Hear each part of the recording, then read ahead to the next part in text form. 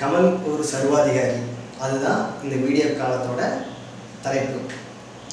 கமலை ஏன் நான் சர்வாதிகாரின்னு சொல்கிறது இந்த காலம் முடிவுன்னு உங்களுக்கு புரியும். ஆனால் கண்டிப்பாக நான் சர்வாதிகாரின்னு தப்பான விஷயத்த சொல்லலை, ஒரு நல்ல விஷயத்தை தான் சொல்கிறேன். கமல் சார் இப்போ சமீபத்தில் சந்தித்த பிரச்சனைகள்லாம் தெரியும். அப்போ பார்த்திங்கன்னா தமிழ்நாடு முழுக்கமே கமல் ரசிகர்கள் மத்தியில் ஒரு கொந்தளிப்பு இருந்துச்சு. கமல் சார் சொல்லிக்கிறார், நிறைய மேடைகள் சொல்லிக்கிறார், என்னோடய ரசிகர்கள் விசிலடிச்சான் குஞ்சுகள் கிடையாது அப்படின்னு சொல்லிக்கிறாரு.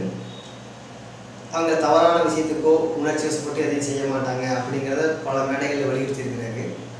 ஆனால் அன்னைக்கு அந்த கொந்தளிப்பாக இருந்த சமயத்தில் எங்கேயோ எல்லை மீறி போயிருமோ அப்படின்னு நிறைய பேருக்கு தோணுச்சு. சில இடங்களில் ரசிகர்கள் ரொம்ப கொந்தளிப்பாக இருந்தாங்க. முக்கியமாக கமல் சார் ஒரு ப்ரெஸ் மீட் வச்சுருந்தார். நாட்டை விட்டு போக போகிறேன்னு அவர் சொன்னோட உண்மையாக கொஞ்சம் பதட்டமான சூழ்நிலை உருவானது எல்லாருக்குமே தெரியும். அப்போ பார்த்தீங்கன்னா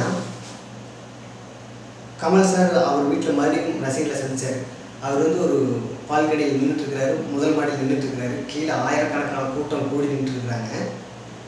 அப்போ ஒரே கத்திட்டு இருக்கிறாங்க ஃபேன்ஸ் எல்லாம் ஒரு மாதிரி.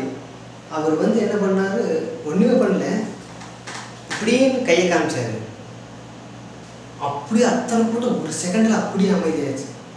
அப்போ நான் நினச்சேன், இந்த ஆள் கண்டிப்பாக சாதாரண ஆள் கிடையாது, இந்த ஆளுக்குள்ள ஏதோ ஒரு பெரிய சக்தி இருக்குது.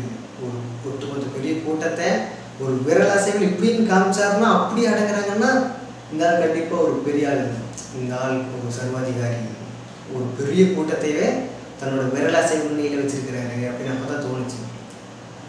பெரிய பெரிய அரசியல் இயக்கங்கள், கட்டுக்கோப்புக்கு பேர் போன இயக்கங்களோட கூட்டங்களை கூட பார்த்துருக்கிறேன். இப்படி யாரும் ஒரு மனிதனோட ஒரு விரல் அசைவுக்கு, ஒரு பார்வை அசைவுக்கு யாரும் இந்த அளவுக்கு கட்டுப்பட்டு அப்படியே அடங்கி போகிற கூட்டத்தை நான் இது வரைக்கும் பார்த்தது கிடையாது.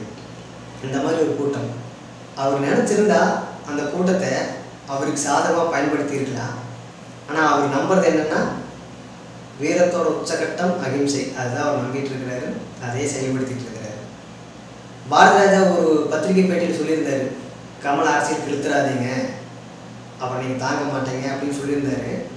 ஏன்னா அவர் சொன்ன காரணம் என்னென்னா, எந்த ஒரு விஷயத்திலும் கமல் இறங்குனா அதுக்காக தன்னை முழுசாக தயார்படுத்திட்டு தான் இறங்குவான் அப்படின்னு சொல்லியிருந்தாரு. அது உண்மையும் கூட. உண்மையால் அவர் ஒரு அரசியல் இயக்கம் ஆரம்பித்தார்னா கண்டிப்பாக ஒரு கட்டுக்கோப்பான பெரிய இயக்கத்தை உருவாக்கிட முடியும். ஆனால் கண்டிப்பாக அதை பண்ண மாட்டார். ஏன்னா அவர் அவர் ரசிகர்களை அவரோட சுயநலத்துக்காக பயன்படுத்திக்கிறது அவருக்கு துளியோட விருப்பம் இல்லை. அது மட்டும் இல்லாமல் அவரோட தொழில் சினிமா சினிமா சினிமா மட்டும்தான், வேறு எதுலேயும் அவருக்கு இன்ட்ரெஸ்ட் கிடையாதுங்கிறது எல்லாருக்கும் தெரியும்.